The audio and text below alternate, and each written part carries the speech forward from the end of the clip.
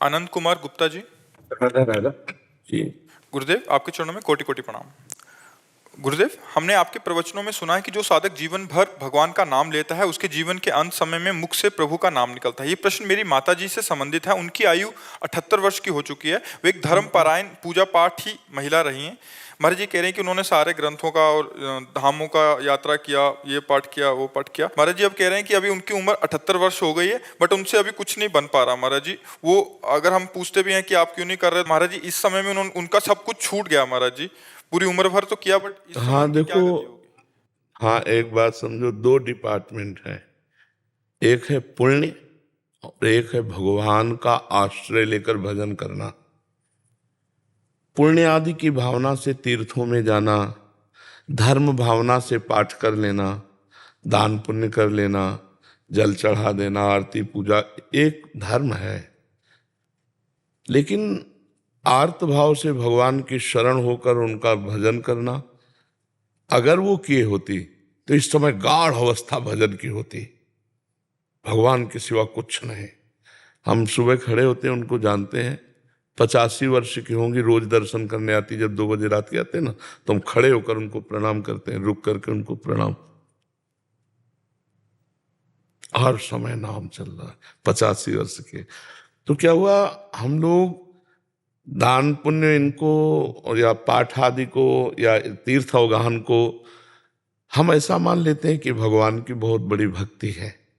प्राय लोग, अरे बड़े भगत हैं, रोज गंगा नहाने जाते हैं, बड़े भगत हैं, बद्री नारायण होया है। एक गांव की बात, बद्री नारायण गए लेकिन हृदय से कभी नारायण की शरण नहीं हुए, तो उनका शुभ कर्म बनेगा ना कि भजन बनेगा। शुभ कर्म और भजन में अंतर है। फावड़ा चलाना भी भजन हो जाएगा, व्यापार करना भी भजन हो जाएगा, जब हम भगवान की शरण में होकर अंदर से, और हम निरंतर भगवान के नाम में डूबे हैं। तो अभ्यास कहाँ जाएगा? इसी समय के लिए तो है कि मानो हमारी ऐसी स्थिति आ गई कि हम मूर्छा में हो गए, या मृत्यु जनित कष्ट, बहुत दुख है बीमारी में, अब बुद्धि उसमें शिथिल हो रही, तो उसमें नाम चलेगा, क्योंकि जीवन भर नाम जप किया है तो नाम चलेगा। अब जैसे इस तरह के भागवतिक कार्य हैं, इन कार्यों से अगला जन्म मिलेगा और फिर शुद्ध भक्ति का संस्कार आएगा, तब वो भगवान की प्राप्ति होती है। या अंतिम समय कोई याद दिला दे कि राम राम कहो, राधा राधा कहो, और वो कह भी नहीं पा रहे लेकिन कान में सुनाई दे रहा, तो काम बन जाएगा। अभी आपके ऊपर है। नहीं गुरुजी, हम तो पूरा प्रयास कर रहे हैं, लेकिन अभी उनका ये 6 महीने से ऐसा हुआ है। देखो, अनंत जन्मों के संस्कार भगवान, केवल टीवी देखती हैं वो। बहुत बिगड़ गया मामला। वो केवल पुण्य आदि था, वो भगवान की शरणागति नहीं था। अब सोचो, टीवी देखने का मन बुढ़ापे में, अरे जाना है भैया भगवान के यहाँ जाना, तो प्रपंच झूठा, झूठे पे झूठा। टीवी क्या है?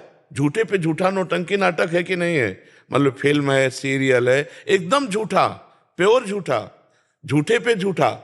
हाँ, तो हाँ, फिर हमें लगता है कि बुद्धि जो है विपरीत दिशा को जा रही। अब हमारे लिए क्या कर्तव्य उनको रहा? कर्तव्य तो यही कि जैसे उनको किस तरह से समझा के लाए कि अब भगवान से प्रार्थना कीजिए। आप ज्यादा समझाओगे तो आपको डांट सकते हैं। हम बहू बेटे हैं उनके। हाँ, तो डांट भी सकते हैं ना, कि तो ज्यादा हमको उनने ही हमको मार्ग दिखाया। हाँ, पूजा पाठ, ये विग्रह पूजन। आपको बताएं, हम लोग बाहरी को भक्ति मान लेते हैं। भक्ति एक अंदर का विषय है। बाहरी क्रिया कुछ ना हो भक्ति जनित, और अंदर से आपका नाम चल रहा है तो आप महान भक्त हैं। बाहरी क्रियाएं हो रही, भजन नहीं।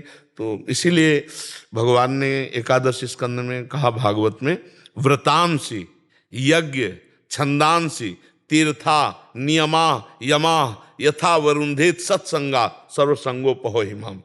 मैं व्रत से, तीर्थ यातन से, यज्ञ से, वेदाध्ययन से, गृहस्थी के पुण्य धर्म का, इनसे बस में नहीं होता। अगर मुझे कोई प्राप्त करना चाहता तो मेरे भगवत प्रेमी महात्माओं का संग करे, जिससे सर्व संगों का त्याग होकर मेरा अखंड स्मरण प्राप्त हो। स्मृति से भगवत प्राप्ति होती है। यस्य स्मरण मात्रेण जन्म संसार बंधनात् विमुच्यते नमस्तस्मै विष्णुवे प्रभु विष्णुवे। जिनका स्मरण मात्र संसार समुद्र से हमें मुक्त कर देता है। अच्छा, वृद्धावस्था में बुद्धि भ्रष्ट हो जाती है। अगर सही भजन हुआ तो उस समय करेक्ट रहेगी, नहीं भ्रष्ट हो जाती है। तो अब देखो, आ गई ना अंतिम फाइनल, टीवी अच्छी लग रही, इसका मतलब बुद्धि निगेटिव परमार्थ से, नहीं तो साधना में ये सब नहीं अच्छा लगा। अब तो केवल यही होना चाहिए कि भगवान की कथा आपसे कह सुनाओ, भगवान की कथा सुना रहे हैं, बैठे हैं नाम जप कर रहे हैं, भगवान की आरती पूजा भोग जो बना, नहीं तो नाम जप कर रहे हैं। नाम जप में तो अगर जीवन भर भजन किया है तो फिर भजन ये की माला करी, उन्होंने सब कुछ किया। हम देखो, एक प्रकार की माला ऐसे भी होती है कि माला चल रही हो, मन कहीं और चल रहा है, बातें हो रही और माला भी चल रही। ये आश्रय की बात कह रहे हो, आश्रित से हाँ सारा काम बनता है। जब शुरू से भजन किया जाता है तो उसका एक प्रकाश हो जाता है। और अगर थोड़ा माला इधर घुमा लिया, तीर्थ यात्रा, ये शुभ कर्म होता है, तो अशुभ कर्म भी तो है, वो अपना प्रभाव दिखाएंगे। तो अब आपके हाथ में है, आप उनको कथा सुनाओ, जैसे भागवत की है, भक्तमाल की है, नाम जब कहें टीवी देखो तो प्रवचन सुनाओ, नाम कीर्तन सुनाओ और संतों के प्रवचन सुनाओ, टीवी में इधर उधर मत लगाओ। अब जैसे बुरी दशा आने के पहले बुद्धि बदली जाती है, तो अब अंतिम बिगड़ जाए इसलिए माया उनकी बुद्धि को बदल रही है। अब आप ही देख लो, नहीं तो कोई उपाय नहीं। इसीलिए तो जन्म जन्म मुनि जतन कराही, अंतराम कहे आवत नाही। गुरुदेव, हमारी एक इच्छा है कि उनके लिए भागवत पाठ करा लें क्या? हाँ, जिंदा है अभी तो करवा लो, और अच्छा रहेगा। बिल्कुल बिल्कुल बिल्कुल, बहुत सुंदर बहुत सुंदर बहुत सुंदर। के अंदर ही, घर के अंदर ही घर के अंदर। हाँ, वो संस्कृत वाला पाठ करवाओ, मूल संस्कृत।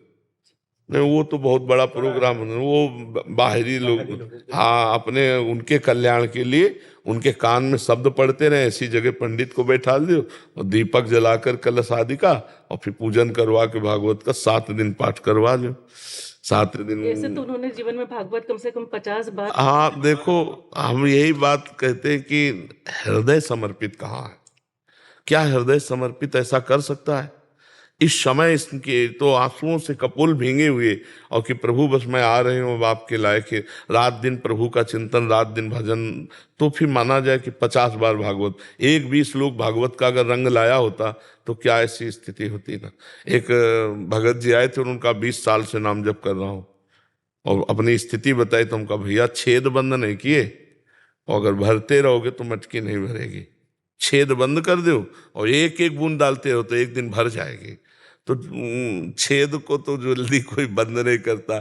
अब चलनी में गैया दुहै और दोष दैव को दे, हरि गुरु कहो न माने अपनों ही फल ले। अभी शुद्ध मार्ग का अनुसरण नहीं हुआ, नहीं तो इस समय कैसे भय लग जाता कि एक क्षण भी भगवान का विस्मरण नहीं होना चाहिए, कभी भी शरीर छूट सकता है। अब विषयों से राग, इस समय तो स्वाभाविक वैराग्य हो जाता है, वृद्धावस्था है। अब टीवी और ये सब, मतलब मुझे लगता है थोड़ा भगवान से प्रार्थना करो कि उनकी बुद्धि शुद्ध हो।